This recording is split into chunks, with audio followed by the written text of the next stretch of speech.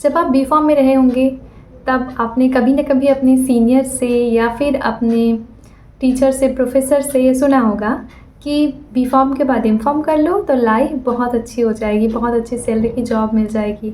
लेकिन जैसे ही आप एम.कॉम करने जाते हैं या एम.कॉम करके निकलते हैं तो आपका ये जो ये सारी जो बातें आपने सुनी है, पता चलता है कि ये सब तो मिसकंसेप्शंस थे। इनमें से कोई भी बात सच में सही नहीं होती है या बहुत कम लोगों के लिए ही सही हो पाती है। मैं अगर आपको एक्चुअल रियलिटी बताऊँ, क्योंकि सच सुनने में कड़वा लगता है, सुनने वाले को कड़वा लगता है और सब सच को सच में क्रिटिसाइज़ करते हैं, लोग सच बोलने से डरते हैं। तो मैं तो सच बोलती हूँ, जो एक्सपीरियंस रियली मैंने किया है मैं वो बोलती हूँ। ज़्यादातर लोग इसी चीज़ से डर के रह जाते हैं कि हाँ, हम ये बोलेंगे तो लोग हमें क्रिटिसाइज़ करेंगे, हमारे ऊपर कमेंट्स करेंगे, ये वो। But I am telling you the reality. मैंने अब मास्टर्स इन फार्माकोलॉजी जॉइन किया। अभी मैं सच में हालत बता रही हूँ कॉलेजेस में क्या है मास्टर्स के लिए। ज़्यादातर कॉलेजेस को जिनको पीसीआई ने अप्रूवल दिया है, वहाँ पे जैसे जिस कॉलेज में मैंने अभी जॉइन किया है वहाँ उनको अप्रूवल मिल गया है पीसीआई का, लेकिन कोलॉजी सब्जेक्ट के अप्रूवल के बाद भी वहाँ पे कोई एनिमल लेबोरेटरी नहीं है। मतलब उनके यहाँ CPC/SCA का अप्रूवल नहीं है, तो उस हिसाब से उनको तो कोलॉजी ब्रांच डालना ही नहीं चाहिए था, बट उन्होंने डाल रखा है। तो आप सोचिए कि मास्टर्स के बच्चे, मास्टर्स का जो कोर्स है बेसिकली पूरा रिसर्च वर्क पे बेस्ड रहता है, आपकी रिसर्च स्किल को डेवलप करने के लिए रहता है। लेकिन अब वहाँ पे लैब ही नहीं है, जिस सब्जेक्ट का लैब नहीं है या आप कहें जिस सब्जेक्ट की फैसिलिटी नहीं है, उस सब्जेक्ट के लिए उन्होंने पीसीआई वालों ने अप्रूवल दे दिया। तो ये क्या सही है? ये तो एक पर्सपेक्टिव हो गया फैसिलिटी। कॉलेज में फैसिलिटीज़ नहीं है और आपसे एक्सपेक्ट किया जा रहा है कि आप सीखेंगे, आपको सिखाएंगे। अगर आप ये ऐसा एक्सपेक्ट करके सोचते हैं कि हाँ, मास्टर्स कर लेने के बाद मुझे सारी चीज़ों में अच्छा कमांड हो जाएगा, मेरी रिसर्च स्किल बहुत अच्छी डेवलप हो जाएगी, तो ये एक बहुत बड़ा मिथ है जो कुछ ही दिनों में जैसे ही आप ज्वाइन करते हैं ब्रेक हो जाता है, जैसा मेरे साथ हुआ है।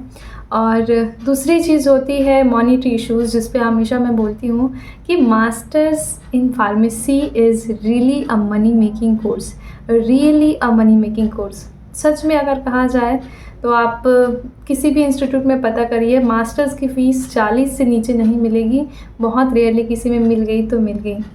40-50 हज़ार, 60 हज़ार, 70 हज़ार पर सेमेस्टर देने के बाद भी आपको सुकून नहीं मिलता है, ना आपको अच्छा क्वालिटी ऑफ एजुकेशन मिलता है, ना आपकी रिसर्च स्किल ज़्यादा डेवलप हो पाती है। वही फॉर्मेलिटी वाला आप थीसिस बनाएंगे और सबमिट करेंगे, सारी चीज़ें बिना प्रोटोकॉल के होगी, बिना प्रोटोकॉल को फॉलो किए आप प्रैक्टिकल्स करने मजबूर रहेंगे। क्यों? क्योंकि फैसिलिटीज़ नहीं, जहाँ पे फैसिलिटीज़ नहीं है वहाँ पे ये सारी प्रॉब्लम्स तो जनरेट होती है। I am telling you my real experience. अब मास्टर्स करते करते काफ़ी टाइम हो गया और उसके बावजूद हमारे जो लैब्स है वहाँ पे उस तरीके की फैसिलिटी नहीं है जैसे रिक्वायर्ड है। दिखाने के लिए सारे इक्विपमेंट्स है, HPLC है, UV है और जितने भी हाईली सोफिस्टिकेटेड इंस्ट्रूमेंट है लगभग सारी चीज़ें हैं, बट उसमें से ऑपरेटेड सिर्फ एक है, वही सड़ा सा एक ही इंस्ट्रूमेंट आपको बार बार बोलेगी कि हाँ हमारे यहाँ UV है, UV ऑपरेट करिए। आप सोचिए, सिर्फ UV ऑपरेट करने से क्या मास्टर्स के सारे जो आपके वर्क हैं, रिसर्च वर्क, वो पूरे हो जाएंगे? अगर आप देखेंगे जैसे फार्माकोलॉजी में हमारे फार्माकोलॉजी के सब्जेक्ट में पीसीआई के हिसाब से 25 प्रैक्टिकल है लगभग। अब उसमें से वो लोग अगर आप देखें कॉलेज में कैसा कराते हैं कि हाँ 2-4 प्रैक्टिकल, 10 प्रैक्टिकल जो भी हो सकता है वही इजी सा। जैसे हमारे यहाँ भी क्या चलता है कि DNA isolation from onion, from cauliflower, from east. DNA isolation का जो सिंपल बेसिक प्रैक्टिकल होता है वो तो हम 10th-12th में भी करते हैं, कोई बड़ी बात है। अब उसको केवल UV में देख लेने से क्या काम चल जाता है?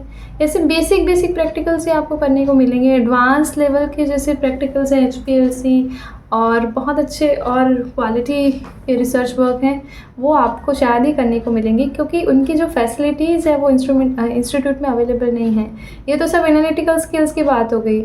आप सोचिए जो बेसिक आपका मेजर फोकस एरिया है एनिमल लेबोरेटरी, उसकी फैसिलिटी अवेलेबल नहीं है। तो आप सोचिए बाकी की जो रिसर्च वर्क है, बाकी जो प्रैक्टिकल्स आप कैसे परफॉर्म करेंगे?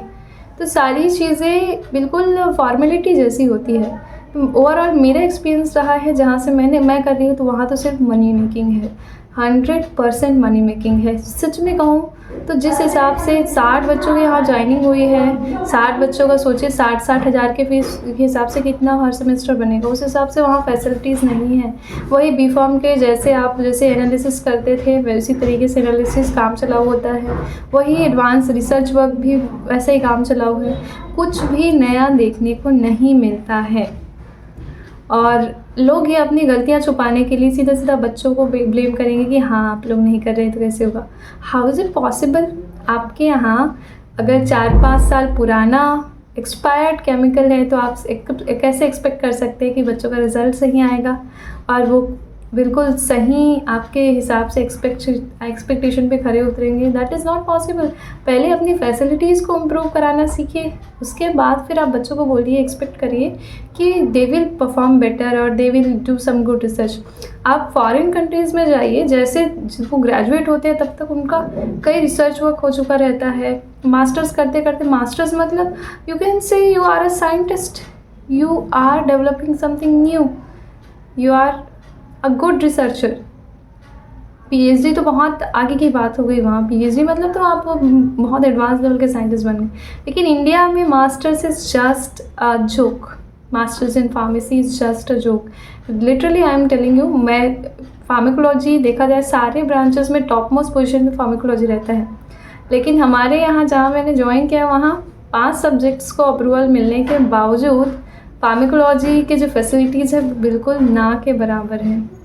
तो ये अगर आप देखेंगे my experience is you can से वर्स्ट। जैसा मैंने एक्सपेक्ट किया था, जैसा मैं आप लोगों के साथ हमेशा शेयर करती हूँ कि मास्टर्स अगर आप करना चाहते हैं तो सबसे पहली चीज़ आपको देखनी पड़ती है कि पैसा। हाँ, कोर्स फी को देने के लिए आपके पास सारी फैसिलिटीज़, मॉनेटरी इकोनॉमिक स्टेबिलिटी है कि नहीं, उस पर मेकिन फोकस करिए। उसके बाद दूसरी चीज़, जैसे मैं बोलती हूँ कि कोई भी इंस्टीट्यूट में आप रैंडम ज्वाइन करेंगे तो कोई बेनिफिट नहीं होने वाला आपके मास्टर का। आप सिर्फ एक डिग्री फॉर्मेलिटी सा लेके निकलेंगे और वही 20,000, 21,000, 22,000 की जॉब करेंगे, जिसका कोई बेनिफिट नहीं है लॉन्ग टर्म आपको। तो यहाँ पे मैं मेरे एक्सपीरियंस से बताती हूँ क्या क्या चीज़ें आपको फोकस करनी है अगर आप मास्टर्स करना चाहते हैं। पहली चीज़, अगर आपका इंटरेस्ट नहीं है तो डोंट डू इट। बिना इंटरेस्ट के इस कोर्स को करने का कोई फ़ायदा नहीं है, आपको सिर्फ एक डिग्री मिलेगी। दूसरी चीज़, अगर आपका इंटरेस्ट है मास्टर्स करने में तो सबसे मेजर फोकस आपका रहना चाहिए आपके कॉलेज पे। कॉलेज सही है, फैसिलिटीज़ सही हैं, सारी अवेलेबिलिटी है कि नहीं, पुराने जो लोग वहाँ से निकले उनसे पूछे, उसके बाद ही उस इंस्टीट्यूट में ज्वाइन करिए। और मेरे तो बहुत सारे और बुरे एक्सपीरियंसेस हैं जो कि मैं इस वीडियो में बहुत ज़्यादा लंबा हो जाएगा, नहीं शेयर कर सकती, नेक्स्ट वीडियो में डिस्कस करूँगी। But please before joining any master degree program specially in pharma, please do rethink. आप कॉलेज देखिए, और बहुत सारे, सबसे पहली चीज़ होती है मनी। पैसा है तो मास्टर्स करिए, नहीं तो आप बीच में फंस जाएंगे, आपको बीच में कोर्स छोड़ना पड़ जाएगा।